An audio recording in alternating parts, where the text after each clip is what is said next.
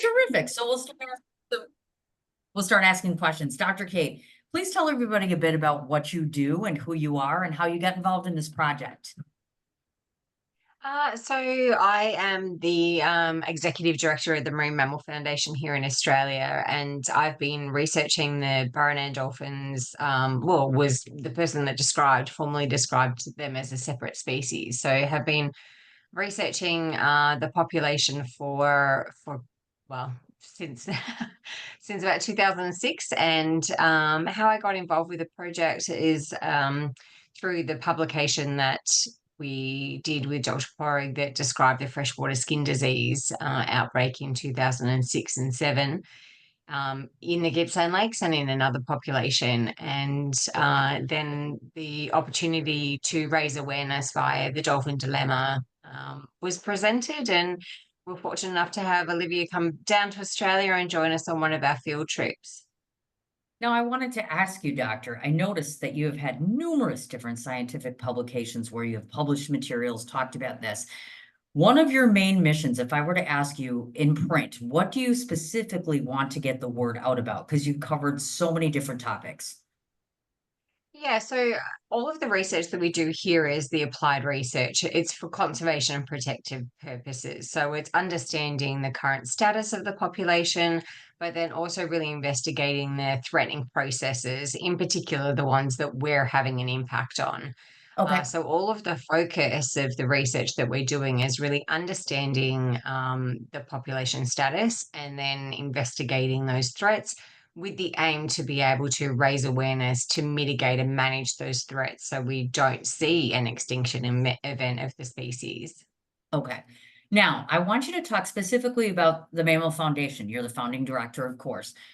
When you first started, what have you noticed as far as in terms of the most significant accomplishment you've had through the foundation to date?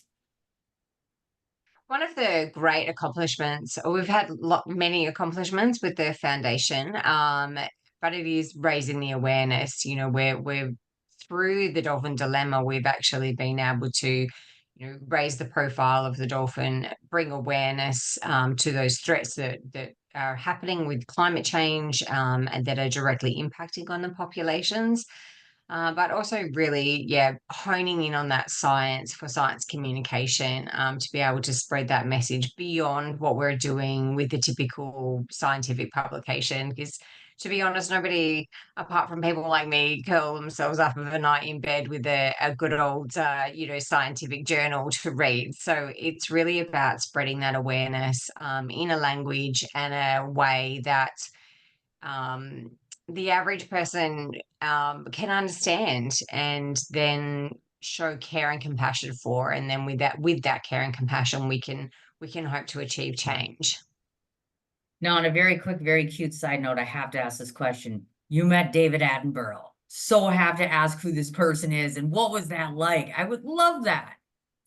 Yeah, it was one of the most obviously amazing experiences. If there's other people out there like me, I grew up watching, his documentaries, and it was an amazing experience. He came down to Australia and had his show that everybody I had tickets for, and fortunately, I was one of a handful of people chosen based on the science to be able to meet with Sir David Attenborough. And I was expecting to be in this room with, a heap of people and hold my camera up and, but I was ushered down the gunnels of the theatre and went in, and it was Sir David, his daughter, and Ray Martin, who's a personality here in Australia, and myself. And from that was just an outstanding moment. And it was brilliant to be able to have that interaction and talk all things Burren with this amazing, inspirational person.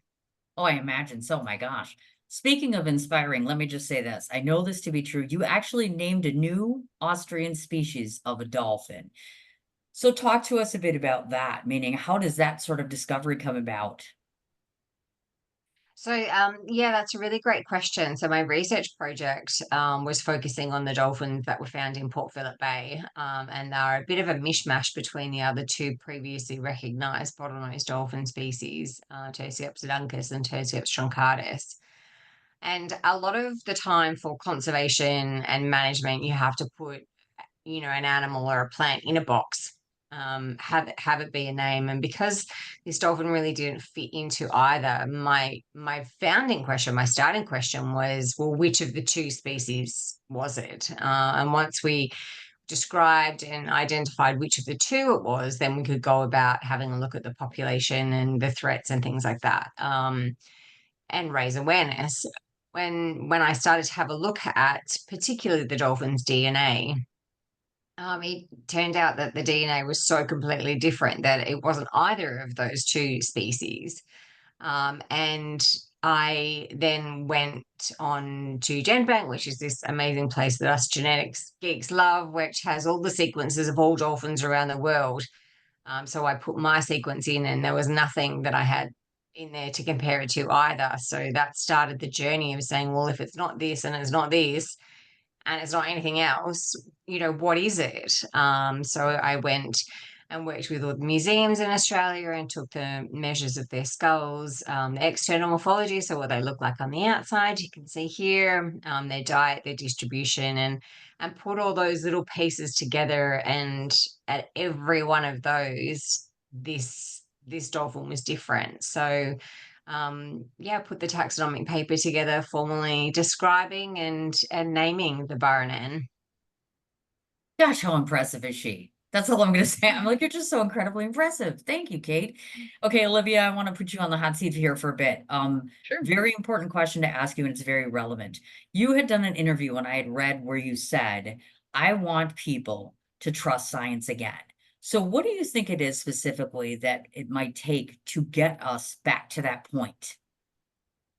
I think it's mainly a conversation. We have to have a conversation with the scientists that are doing the research that is out there and getting on a communication platform where everyone understands. Now, that is a bridge that I try to make in the films that I'm creating, like in the Dolphin Dilemma, to break down difficult science topics so that anyone who's not been studying this for the rest of their life, it can see it and understand and connect with that person. And that's what I was mainly talking about in that, is that scientists as well as the public need that bridge to come together, because it isn't dumbing down what they are doing, it's just having a conversation at a level that everybody is at. And if you can do that, then we can have more, I would say, thoughtful science out there, as well as things that actually will make an impact, hopefully in all of our futures for the better. Oh, you bet. If I were to ask you, do you think that at what point do you think people transitioned where they become more and more leery about science and all of this whole subject? When do you think this first started? When was it a real problem? Well, I think it's always flip-flopped, and I personally think it's been political in everything that we do in our world, whether you see the huge boom within the United States when we were pushing to be the first person to be on the moon, which was a huge like science push, versus now where we question science, we question if the intention and the use of people who are doing science in a more negative light. And it's kind of ebbed and flowed throughout our own, what's going on in our world and in our history. Right now, I think we might be coming back out of it. It's more of understanding, especially with COVID. We have really understood that we did not communicate science well during that time frame, and how important that was of a misstep within science communication in general, I think has been really enlightening right now, of we just need to do better. Okay. Now, this project falls under the blanket of Big Sky Genius Productions. Tell me a bit, excuse me, about your production endeavors. Yeah, so Big Sky Genesis Productions is my company. I started when I went into grad school. I mainly started it so that I could work on the side while also being in grad school. So we've produced The Dolphin Dilemma is, I would say, the big world premiere. That was my thesis film that I worked on past that, and then actually added more to it and then put it through a film festival. We've diversified the Florida Panther story, which focuses on genetics in Florida panthers and their whole genetic bottleneck that happened within their species and how humans and people got them out of it, which is really interesting. But I've also focused on chemistry and astronomy. We've done an archive, it was an archive-based documentary about one of the professors at MSU. And then I've also started working as a contractor with NOAA for the Global Foundation for Ocean Exploration. So right now my big focus is all of these shorter documentaries about specific ocean-based deep sea research. So right now we're doing Medicine in the Deep, which is talking about the different cancer research that has been brought up in sponges and corals that they're finding in the deep sea. Oh, how fascinating is that? Yeah. So this particular movie deals with dolphins and the dilemma surrounding that. Now, I'm curious to ask you, this easily could have been a feature film. You could have gone on and on and on. Why the election to do only 18 minutes? Yeah, we actually had enough content to do a feature film, which I was surprised by. But the truth of the matter is that I felt like I said everything. It felt like an urgent message to me. It's urgent. We need to get this out now. It is, here are the things that are wrong. Here are the things that we need to work on. Here's how you can help, and let's go. Like, let's just get it out. And that urgency went to cutting down the film. A lot of it came from not wanting to repeat myself, not wanting to repeat the message that the scientists were having. And I didn't want to muddy the water about what these dolphins are going through by also focusing on climate change as a bigger subject, as a bigger subject in general. That Sure. would have taken the film in a completely different direction, even though that is the point, is that climate change is causing these issues for the dolphins. I really wanted to focus on what is happening with the dolphins and let's keep them at the forefront instead of going into, okay, now let's solve climate change, which is a completely different story. So that's kind of why we kept it down to that 18-minute mark. Okay. Now, because I oftentimes use these panels as a teaching method, if you will, I know that you premiered at Cannes. Everybody wants to go to Cannes Film Festival. So any idea on how you got there? Like sometimes people are just like, yeah, we submitted or this happened. How can most of us filmmakers get to those top tier festivals? Yeah, well, this is a funny story. I didn't actually know I was submitting to Cannes. We were just doing a film festival. I was going through the different types of festivals that I wanted to submit to, and one of them was called The World of Glasgow, and it had a Cannes Film Market selection. And I was thinking, there's so many different film festivals in that city. I wasn't even thinking like that was the moment. And so I started talking to the person who was in charge of the connection at Cannes, and he said, we want to send it, we want to take it. And in that conversation I realized what he was talking about because I was not prepared at all.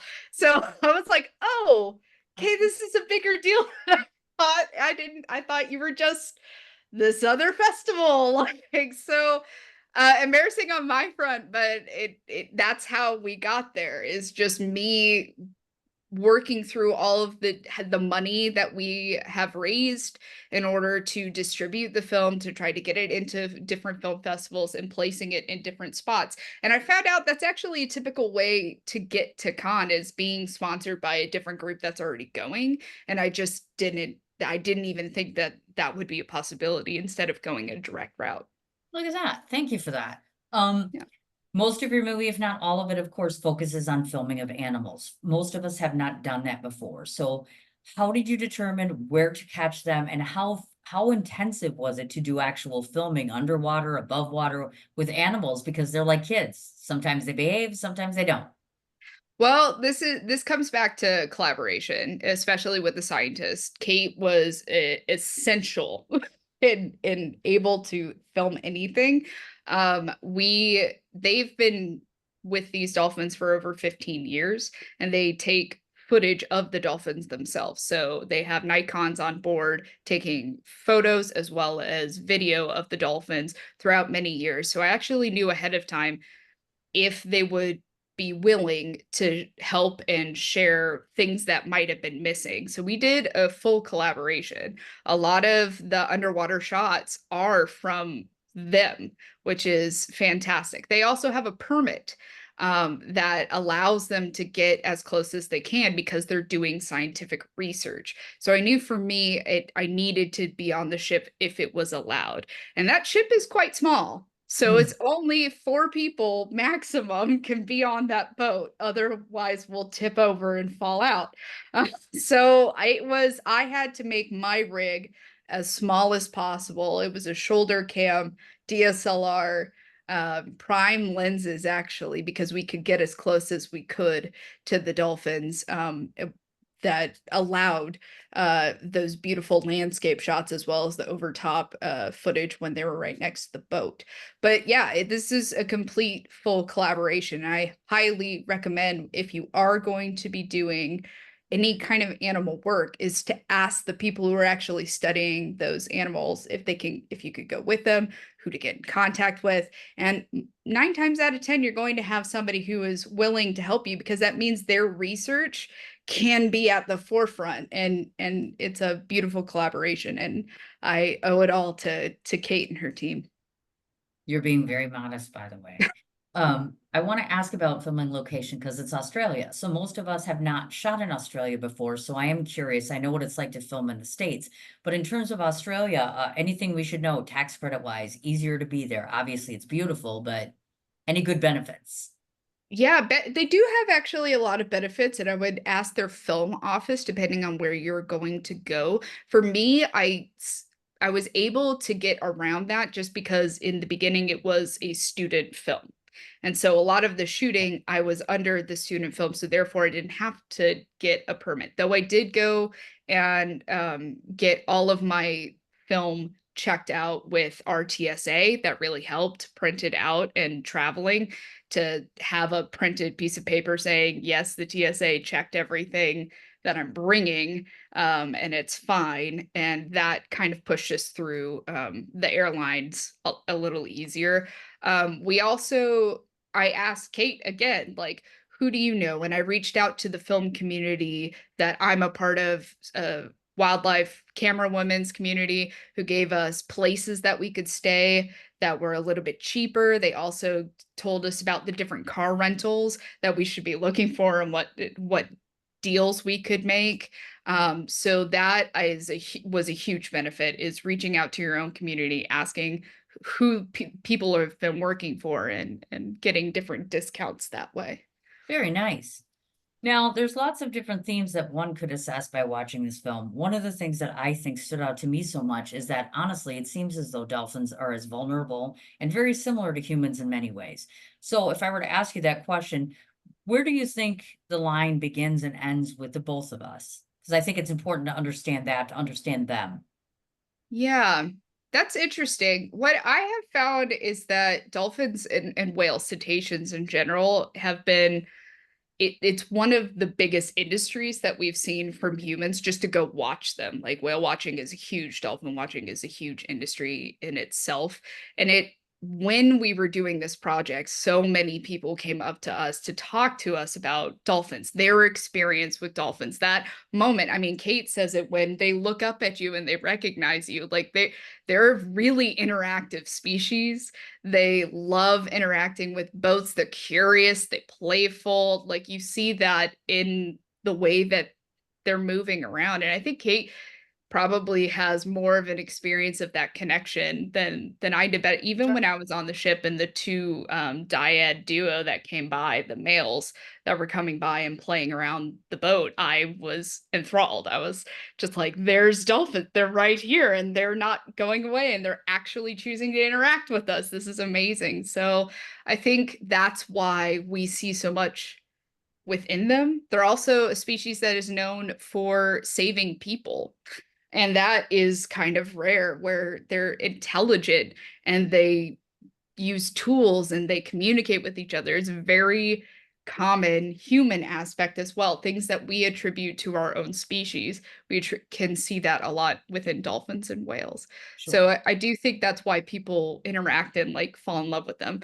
It's also in our culture, though. We see dolphins a lot in books, in children's books, especially at SeaWorld, all of those kind of interactions, swimming with dolphins as an interaction. So I do think we recognize the love for those animals in that aspect. Now, if I were to ask you if there was one main takeaway that audiences should take from this, what's the big takeaway? The one thing you want them to remember? I think the one thing that I would love for everyone to remember is that we have the ability to change things. You just got to get involved. And it doesn't mean you have to change climate change. You have to be the one that saves the world. It could be as simple as going to your local whether it is the local group like the Marine Mammal Center or the Marine Mammal Foundation, and volunteering for them. That is a huge deal for nonprofits and different groups that are working for the animals that are out there in our world. And that, to me, if you go do that, I've won. Because that's exactly what we need. Make up your own mind and go help in your local issues that are around wherever you are. Now, if I were to ask you, if folks didn't make it to New York or did the virtual platform, where is the film headed next?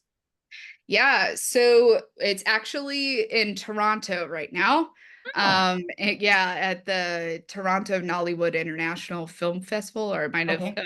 inverted. It will be in Nepal.